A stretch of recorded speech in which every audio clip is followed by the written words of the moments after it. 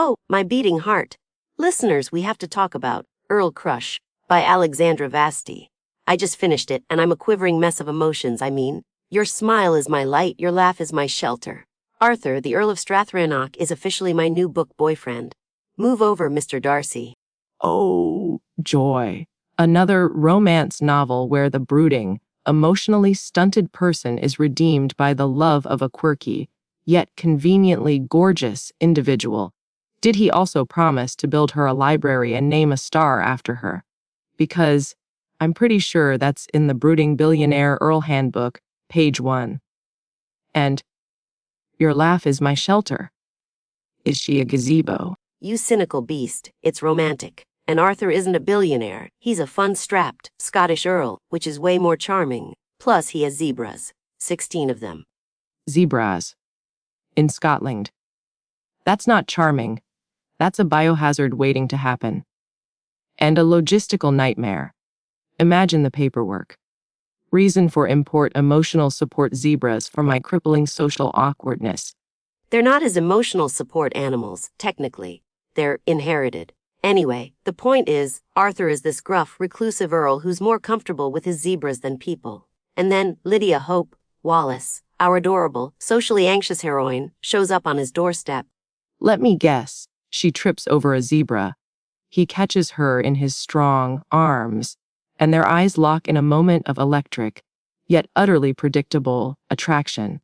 Well, no, she actually proposes marriage to him, by letter, because she thinks she's been corresponding with him, but it was actually his brother Davis. Classic mix-up. So, she's catfished by a Regency-era person. This is already sounding less Pride and Prejudice, and more like a reality show.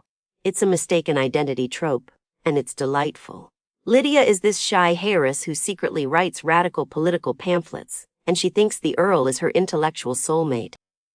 Radical political pamphlets. Is she advocating for zebra rights?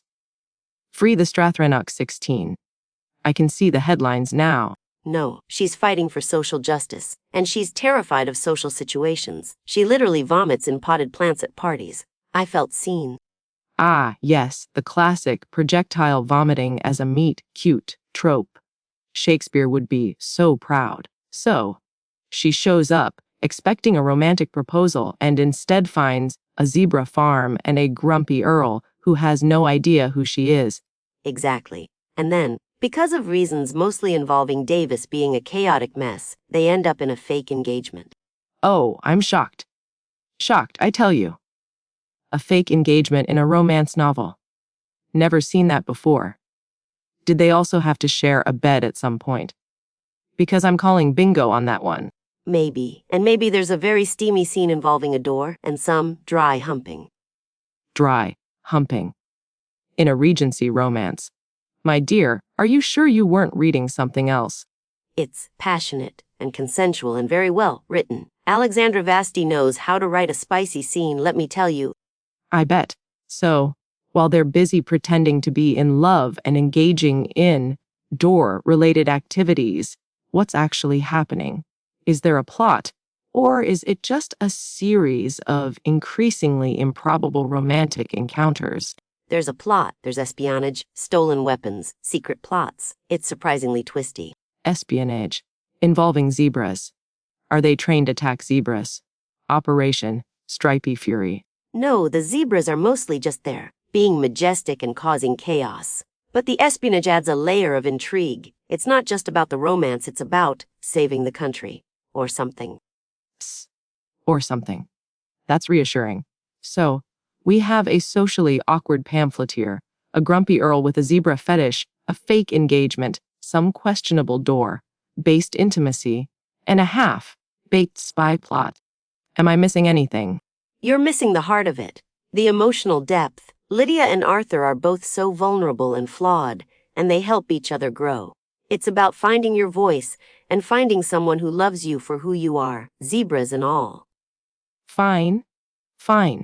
So, it's got heart. But is it actually good? Or is it just another fluffy, predictable romance novel that will be forgotten in a week?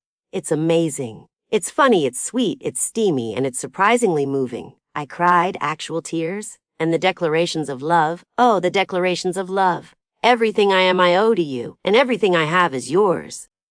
Oh, please. That sounds like something a lovesick teenager would write in a Valentine's Day card. Next, you'll be telling me he serenaded her with a lute under her balcony. He didn't, but he did. Well, I won't spoil it. But let's just say Arthur is a significant other, person he's all in, and it's glorious. A significant other, person. Is that a new species of romance hero? Behold, the person in their natural habitat, desperately trying to please his mate with grand gestures and questionable fashion choices.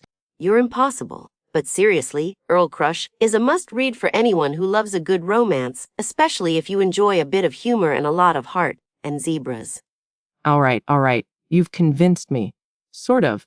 I'll add it to my to-read pile, right after The Complete Guide to Zebra Husbandry in the Scottish Highlands.